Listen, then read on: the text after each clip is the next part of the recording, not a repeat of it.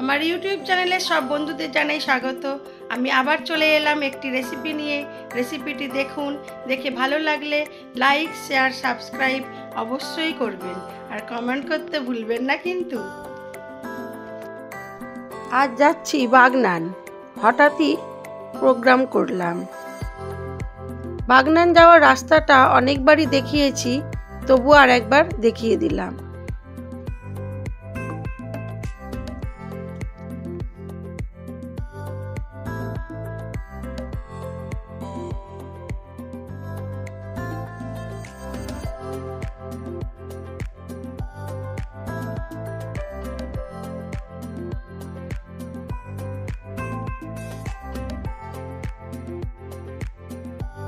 তমলুক থেকে বাগনান যেতে অনেকটাই সময় লাগে। সেই সময়টা আপনাদের জন্য কিছু কিছু জায়গা তোলার ইচ্ছা হলো, তাই দেখালাম। অনেকই ছোট ছোট গ্রাম পড়ে, কিন্তু ওই তমলুক, মেছেদা, কোলাঘাট, তারপরেই বাগনান, এইটুকুই বড় বড় স্টেশন বলি বা শহর, সেগুলোই বললাম।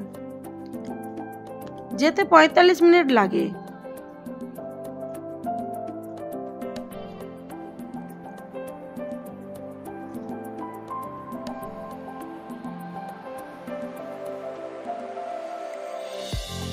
বাগনানে এসেছি দুপুরবেলা, বিকেলের দিকে একটু হাঁটতে বেরোলাম কলেজ পাড়ার দিকে।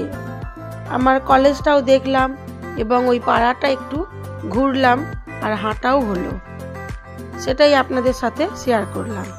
সন্ধেবেলা ভাইয়ের বউ তৈরি করেছিল একটু মোগলাই, সেটা আজ আপনাদের সাথে শেয়ার করব।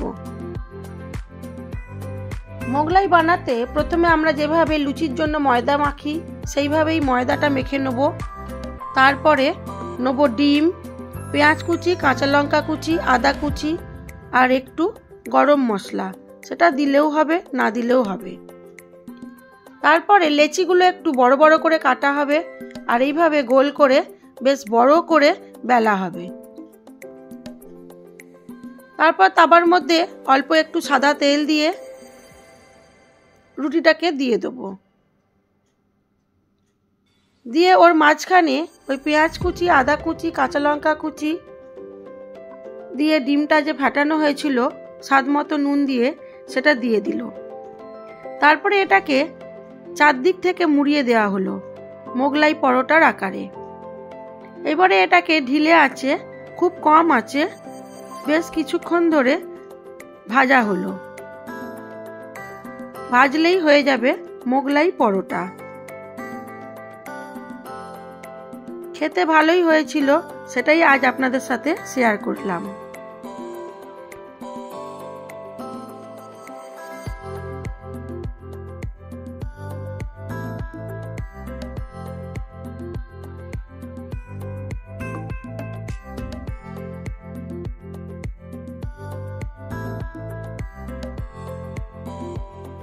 একইভাবে একে একে অনেকগুলোই মোগলাই পরোটা করেছিল।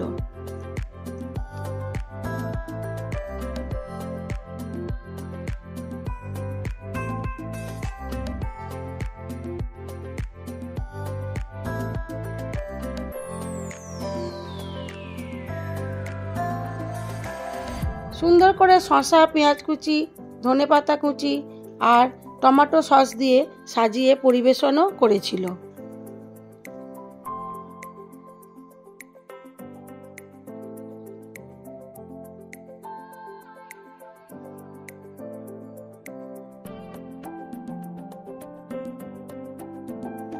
এটা আমার বাড়ি।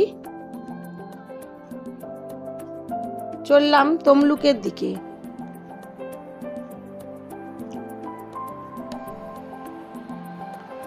একদিন ছিলাম, মেয়েদের পড়াশোনা আছে তাই থাকতে পারবো না, আবার ফিরে যাচ্ছি তমলুক।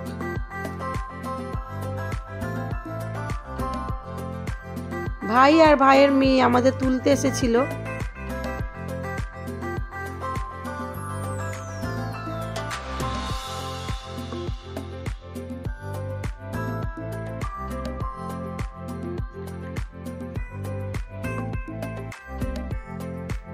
আসা যাওয়ার পথটা তো একই, তাই বলার কিছু নেই।